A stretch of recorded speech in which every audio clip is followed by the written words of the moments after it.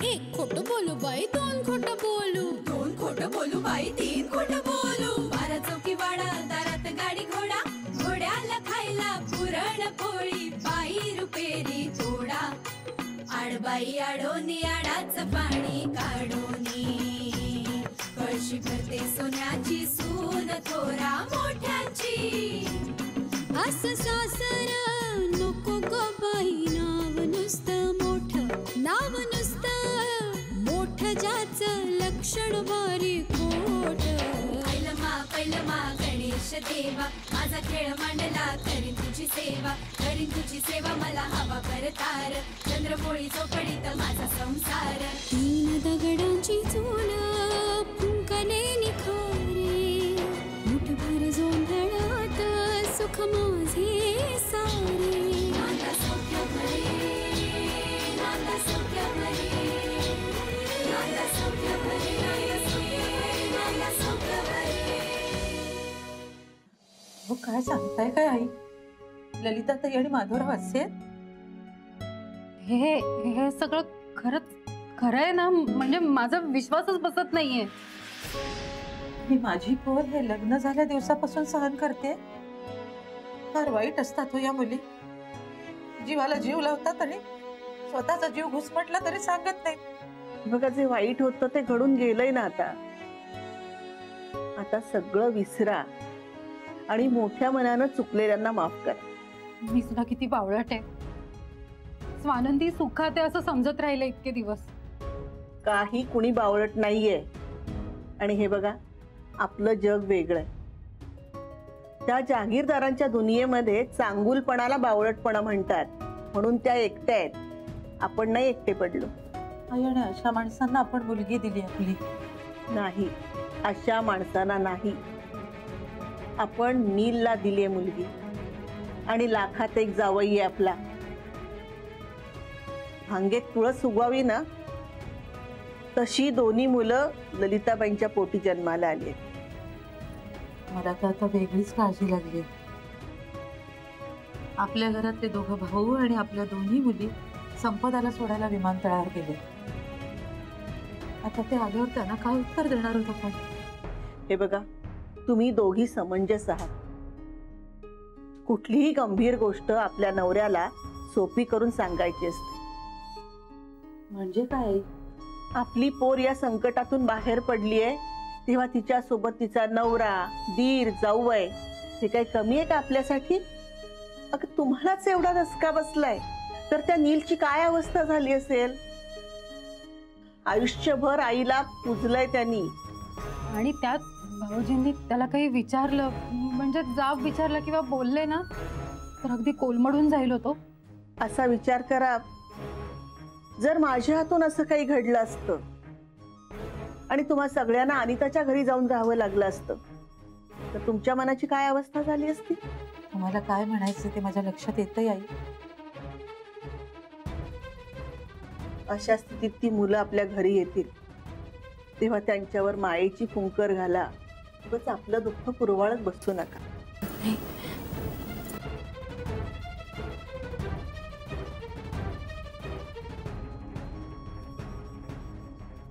आई, आला या. नील ये बघा. नीलिमा ये. निरंजन, अरे असे काय तोंड पाडून उभे आहात? या ना, तुमचंच घर आहे. या. बस बस.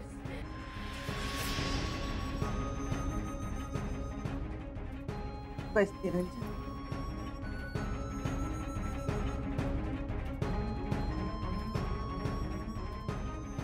आजपर्यंत मानाने आलो या घरात आम्ही. आज मान खाली घालून आलोय, तरी तुम्ही इतका मान देताय. काहीतरी काय बोलतोयस नील? तू, नीलिमा, निरंजन सगळे आम्हाला स्वानंदी सारखेच आहेत. आणि हे बघ नील, आता मागचं काही आठवायचं नाही. सगळं मनातलं काढून टाक बघू. हो, मला बोलायचंच आहे, कारण मी जर आज बोललो नाही तर मी नजर वर करून कधी बघू शकणार नाही. जे काय झालं ते माझ्या ललिता जागीरदारांच्यामुळे झालंय. असं नाही बोलायचं. अरे मुलं चुकली तर आई आपल्याला सांभाळून घेते ना. मग आई चुकली तर मुलांनी नको का सांभाळून घ्यायला. आणि आईच म्हणायचं बरं का. माझ्या स्वानंदीचा नवरा आहेस तू. तिला नाही आवडणार ललिता जागीरदार म्हटलेलं. या संस्कारांची कधी कदर केली नाही माझ्या आईबाबांनी. आमच्या घरात स्वानंदीला कायम त्रासच सहन करावा लागला. टोमणे खावे लागले.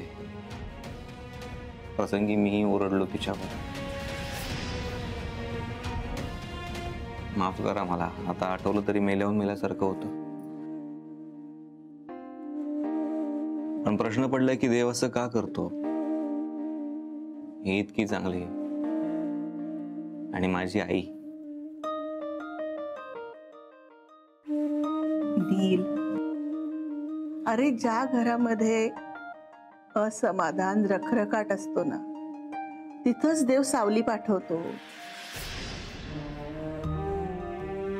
हे बघ असं वाईट वाटून नाही घ्यायचं.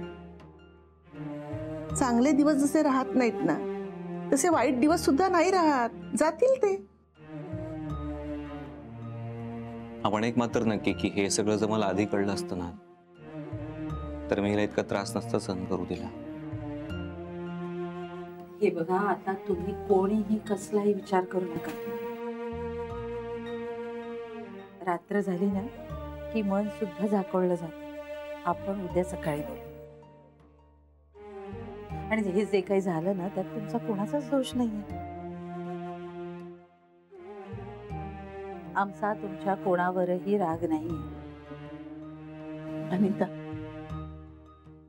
यांचं सामान मुलींच्या खोलीत ठेव आणि झोपण्याच्या वेळी तिथेच ठेव. हो मी बघते. आणि अंजली. हो मी कुकर लावते पटकन आमटी भाताचा. हा? आई आम्ही खाऊन आलो. हे बघ निरंजन माझे केस उन्हाने नाही पांढरे झाले. अशा परिस्थितीमध्ये तुमच्या मनात काय कालवाकालव सुरू आहे हे कळतं मला. पोटात 2 घास गेले ना की जरा शांत झोप तरी लागेल. जाग उठ. हो आल्या.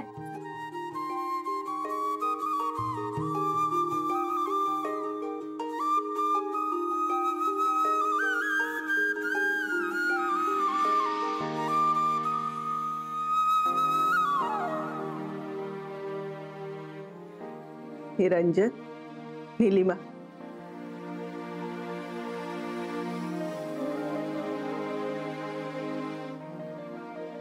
नाही.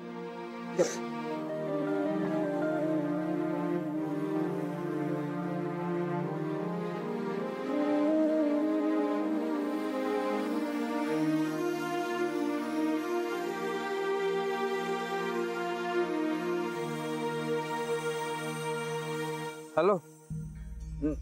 नाही का. बरं बरं ठीक आहे हरकत नाही हरकत नाही.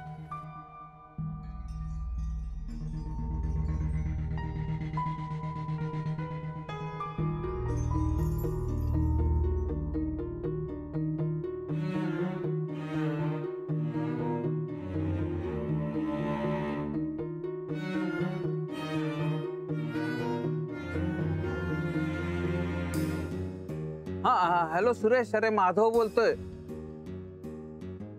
नाही अरे डिस्टर्बन्स येतोय जरा. तू रेंज मध्ये ये ना. प्रवासात आहेस. अच्छा कोल्हापूरला चाललायस नवरात्रीसाठी. ठीक आहे नाही काम नव्हतं आल्यावर भेटू आपण. हा ठीक आहे. राजारामला करावा.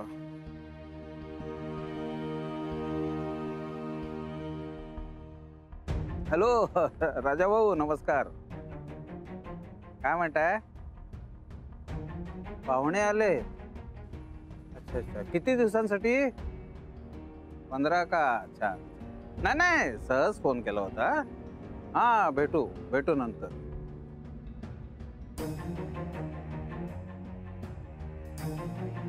भाऊजी का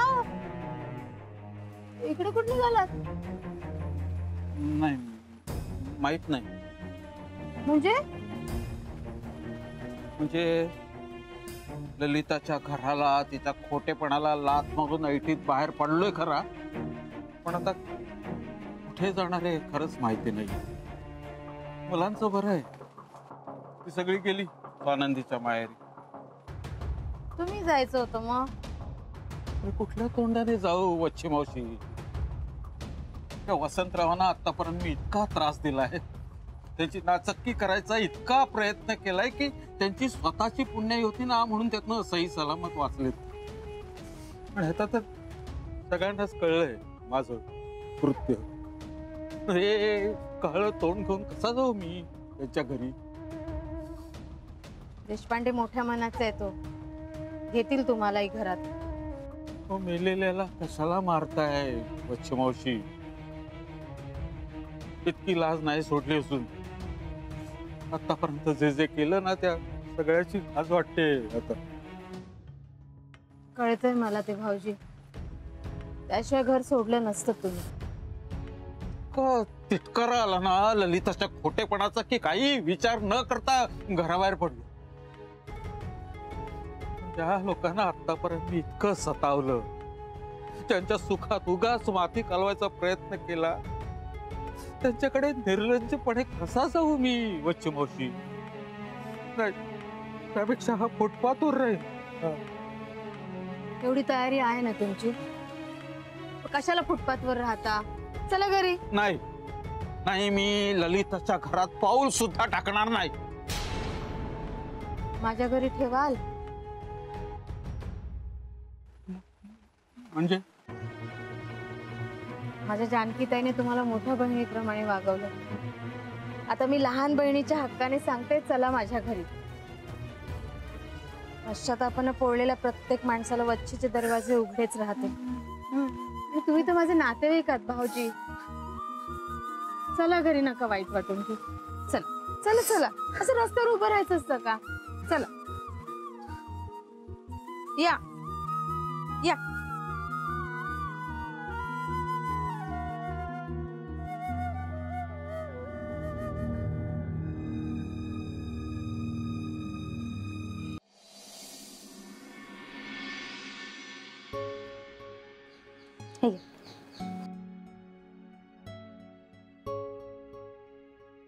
चहा आणते. नको नको.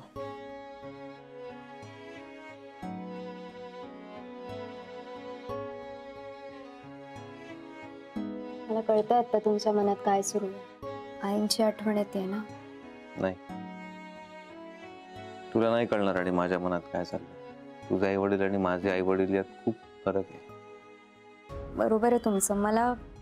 मला नेमकं नाही कळणार, पण म्हणून तुमचं दुःख समजू शकत नाही असं नाहीये. तुम्हाला माझा खूप राग आलाय ना. राग आधी आला होता जेव्हा हे सगळं कळलं. असं वाटलं की तुला सगळंच माहित होतं, मग तू सांगितलं का नाहीस मला वेळेवर कळलं असतं तर. पण ठीक आहे, या पाठीमागे तुझा काहीतरी चांगलाच विचार असणार. आधी असं वाटलं होतं की विश्वासघात केलास की काय, पण तसं आता काय वाटत नाहीये. डोंट वरी.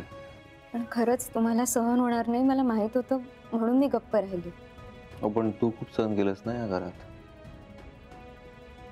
सगळं कळल्यावर तर मला जाणवलं की तू आमच्या घरात आल्यापासून फक्त आणि फक्त सहनच करतेस.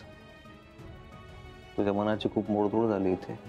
इतका अन्याय तुझ्यावर चालू होता आणि मी नवऱ्या म्हणून मी काय करत होतो प्रश्नच पडलाय मला. हो, असं कसं म्हणताय? तुम्ही होतात म्हणून तर सगळं सहन करू शकले ना. बघ, तू इतकं प्रेम करतेस माझ्या, इतकं सांभाळून घेतेस, माझा इतका विचार करतेस आणि मी काय करतो यार? नवरा म्हणून किती कमी पडलोय मी. तू मला नेहमी सांगण्याचा प्रयत्न केलास, मला खरं दाखवण्याचा प्रयत्न केलास. आईबद्दल तू मला नेहमी सांगत राहिलीस, पण मी प्रत्येक वेळी तिच्यावर विश्वास ठेवला आणि तुझ्यावर मात्र चिडत बसलो, रागवत बसलो. तुला माझ्यामुळे खूप त्रास झालाय. मी नकळतपणे तुला खूप दुःख दिलंय. मी तुझ्यावर विश्वास नाही ठेवू शकलोय. मला फार असं गिल्ट फिलिंग येते. I am extremely sorry. हो पण तुम्हाला होणाऱ्या त्रासापुढे मला झालेला त्रास खरंच काही नाही. काय झालं? मी माझ्या कुवतीप्रमाणे तिच्या प्रती असणारी सगळी कर्तव्य पार पाडण्याचा मनापासून प्रयत्न केला. त्यामुळे त्याबद्दल मला काही असं दुःख नाहीये. पण तुझ्या बाबतीत आहे. खरंच सॉरी. मी इथून पुढे असं नाही करणार. इथून पुढे तुझी साथ माझ्याकडून अशी नाही तुटणार. आपण आता हे झालेलं सगळं सगळं विसरून जाऊया. दादाने एक 2 BHK चा फ्लॅट बघितलाय अंधेरीत. अच्छा. दादा म्हणे खूप मस्त आहे. तू आणि वहिनी तुम्ही दोघं पहिले बघून घ्या. तुम्हाला जर आवडलं तर आपण तो फायनल करून टाकूया ना. मग तोच घेऊया. तो तुमचा असेल. मनाप्रमाणे सजवा. तुम्हाला काय तुमची क्रिएटिव्हिटी करायची ती तिथे करा. हा, मोकळा श्वास घ्या. आणि तुम्ही? आम्ही पण करणार तुम्हाला मदत. तुम्ही हॅपी तर आम्ही happy. Don't worry. I am fine.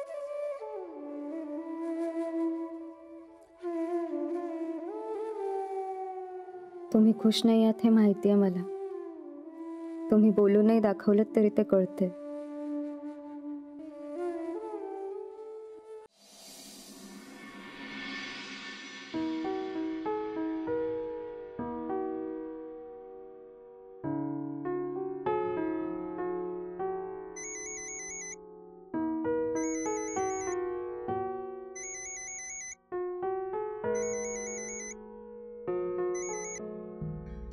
हां हॅलो. हो हो स्वानंदी पोचले मी. हो बोलते. हो देते ग बाई. हो तू काळजी करू नको. चल ठेवते.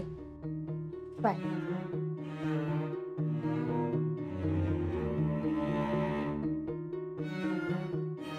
ललिता.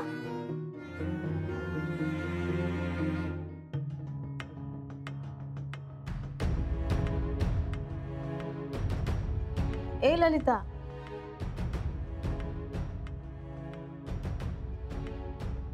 काय ग भैया एकदम अशी आरामात बसलीयस. तुम्ही कशाला आलात तुझी मावशी? अगं एवढं वादळ येऊन गेलं तुझ्या घरामध्ये.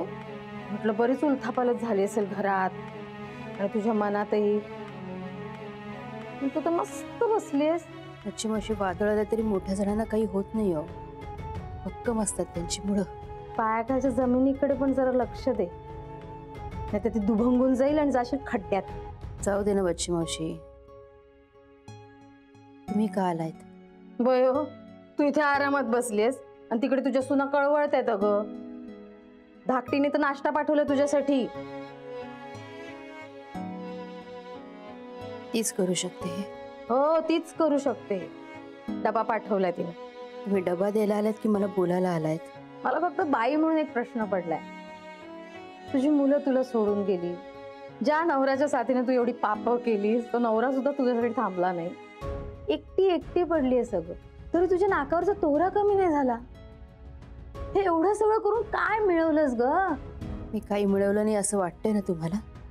तसं समजा. आणि असंही आता मला काही मिळवायची इच्छाही राहिलेली नाहीये.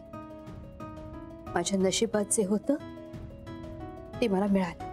एवढं सगळं होऊन सुद्धा माच कमी नाही झालाय तुझा ललिता.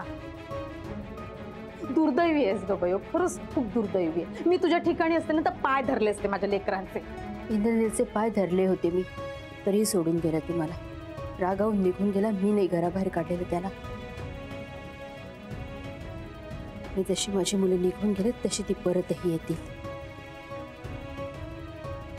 चिकटवलेलं नातं नाहीये आमचं. जन्म दिलाय मी दोघांना. आभाळ कोसळलं पण नाकावर माशी बसू देत नाही बाई. जाऊ दे ना बच्ची मावशी.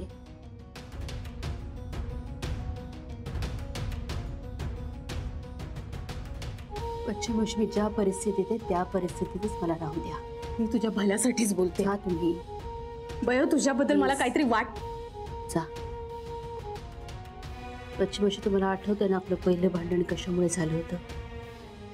हो. तुला न कळवता तुला फोन न करता तुझ्या घरात घुसले होते म्हणून राग आला होता तुला. म्हणून अपमान करून हाकलून दिलं होतंस तू मला.